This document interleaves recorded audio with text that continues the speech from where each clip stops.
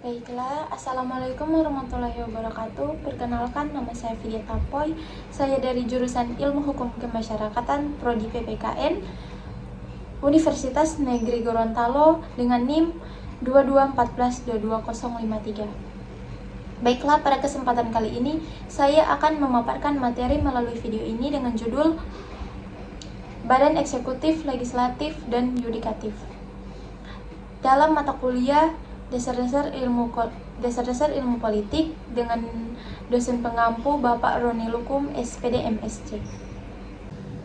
Baiklah, saya akan menjelaskan tentang poin pertama, yaitu badan eksekutif.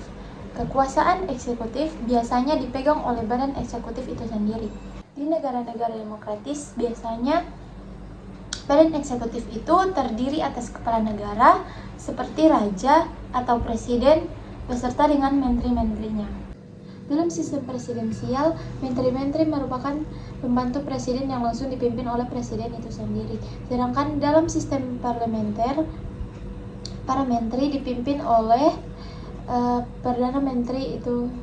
Dalam sistem parlementer pula, para perdana menteri dan menteri-menterinya dinamakan bagian dari badan eksekutif yang bertanggung jawab. Sedangkan raja dan monarki konstitusional dinamakan bagian dari badan eksekutif karena tidak bisa diganggu-gugat.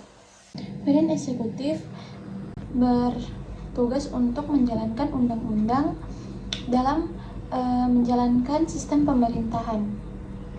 Tugas badan eksekutif menurut tafsiran tradisional asas Trias Politika hanya melaksanakan kebijaksanaan yang telah ditetapkan oleh legislatif serta menyelenggarakan undang-undang yang dibuat badan legislatif. Kekuasaan badan eksekutif mencakup beberapa bidang. Yang pertama yaitu administratif. Administratif itu kekuasaan untuk melaksanakan undang-undang dan peraturan perundangan dan menyelenggarakan administrasi negara. Yang kedua yaitu legislatif. Legislatif itu membuat rancangan undang-undang dan membimbingnya dalam badan perwakilan rakyat sampai menjadi undang-undang. Yang ketiga yaitu keamanan. Keamanan artinya kekuasaan untuk mengatur polisi dan angkatan bersenjata, menyelenggarakan perang, pertahanan negara, serta keamanan dalam negeri. Yang keempat itu ada yudikatif. Yudikatif itu memberi grasi, amnesti, dan sebagainya. Yang kelima atau yang terakhir yaitu kekuasaan untuk menyelenggarakan hubungan diplomatik dengan negara-negara lain. Baiklah, kita akan masuk ke poin kedua, yaitu badan legislatif. Badan legislatif atau legislatur mencerminkan salah satu fungsi badan, yaitu legislate atau membuat undang-undang. Nama lain yang sering dipakai ialah assembly yang mengutamakan unsur berkumpul atau untuk membicarakan masalah-masalah publik. Menurut teori yang berlaku, rakyat yang berdaulat ini mempunyai suatu kehendak. Keputusan-keputusan yang diambil dalam bidang ini merupakan suatu yang autentik dari General Will. Karena itu, keputusan-keputusannya, baik yang bersifat kebijakan maupun undang-undang, mengikat suatu masyarakat. Tidak semua badan legislatif mempunyai wewenang untuk menentukan kebijakan umum dan membuat undang-undang. Parlemen yang merupakan badan legislatif tertua di dunia yaitu Inggris. Dengan berkembangnya gagasan bahwa kedaulatan rakyat ada di tangan rakyat, maka dari itu badan legislatif menjadi badan yang berhak menyelenggarakan kedaulatan itu dengan jalan menentukan kebijakan umum untuk menuangkan dalam undang-undang. Badan legislatif di negara-negara demokrasi disusun sedemikian rupa sehingga ia mewakili mayoritas dari rakyat dan pemerintah bertanggung jawab kepadanya. Demokrasi adalah suatu sistem pemerintahan yang mayoritasnya anggota dewasa dari suatu komunitas politik yang berpartisipasi atas dasar sistem perwakilan yang menjamin bahwa pemerintah akan bertanggung jawab dari tindakan-tindakannya kepada mayoritas. Masalah perwakilan biasanya ada dua kategori yang dibedakan. Kategori pertama yaitu perwakilan politik, dan kategori kedua yaitu perwakilan fungsional. Kategori kedua menyangkut peran anggota parlemen sebagai trustee dan perannya sebagai pengemban mandat. Perwakilan adalah suatu konsep bahwa seorang atau suatu kelompok mempunyai kemampuan atau kewajiban untuk berbicara dan bertindak atas nama suatu kelompok yang lebih besar. Terdapat dua macam majelis di dalam badan legislatif. Yang pertama yaitu sistem satu majelis, dan yang kedua yaitu sistem dua majelis. Ada negara yang memakai sistem satu majelis yang bisa dinamakan dengan lower house. Negara lain memakai sistem dua majelis, yaitu upper house atau senate. Majelis tinggi di mana anggotanya ditentukan atas dasar turun-temurun, ditunjuk dan dipilih.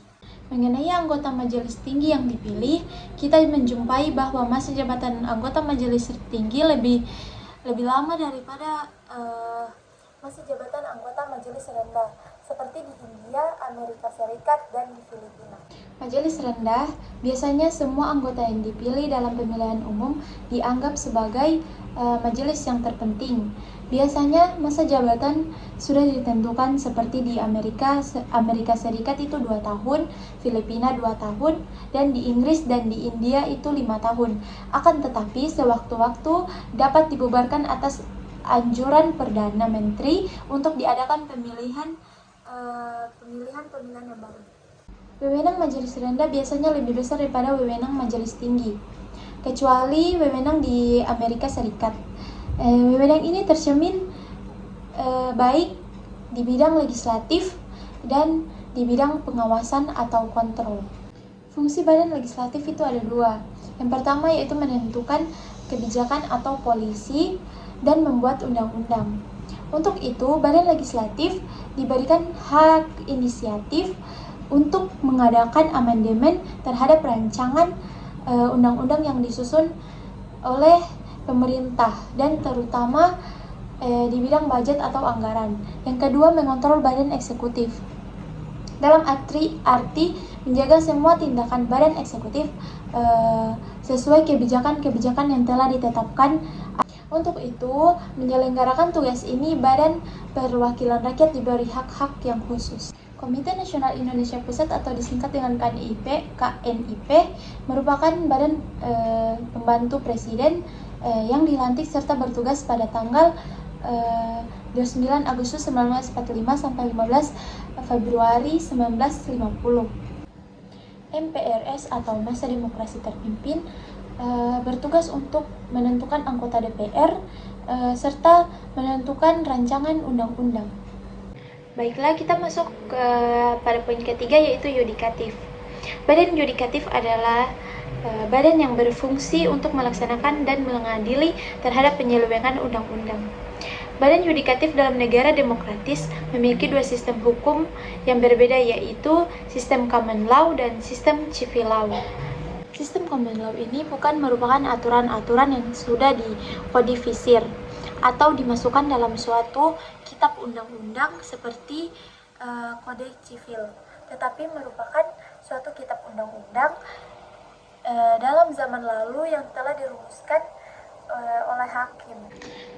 Civil law adalah kumpulan undang-undang atau peraturan-peraturan yang sudah dikodifikasi menjadi pedoman bagi hakim dalam menyelesaikan persoalan. Badan yudikatif di negara-negara komunis. Pandangan orang komunis terhadap peranan dan wewenang badan yudikatif berdasarkan suatu konsep yang dinamakan dengan Soviet legality. Anggapan ini erat hubungannya dengan tahap-tahap perkembangan komunisme di Uni Soviet. Melalui suatu masa revolusi sampai dengan tercapainya negara sosialisme atau sosialis oleh mereka dipandang sebagai tahap pertama dari komunisme. Sosialisasi dan sosialisme ini merupakan unsur yang penting untuk menentukan dalam kehidupan kenegaraan serta menentukan pula peranan hukum di dalamnya. Badan yudikatif di Indonesia ada 3. yaitu pertama, Mahkamah Konstitusi. Mahkamah Konstitusi ini berwenang untuk mengadili tingkat pertama dan terakhir yang keputusannya bersifat final dan memberikan putusan pakmazulan presiden dan wakil presiden atas permintaan DPR. Yang kedua itu Mahkamah Agung, berwenang untuk menyelenggarakan kekuasaan peradilan yang berada di lingkungan umum atau militer, agama, dan tata usaha negara.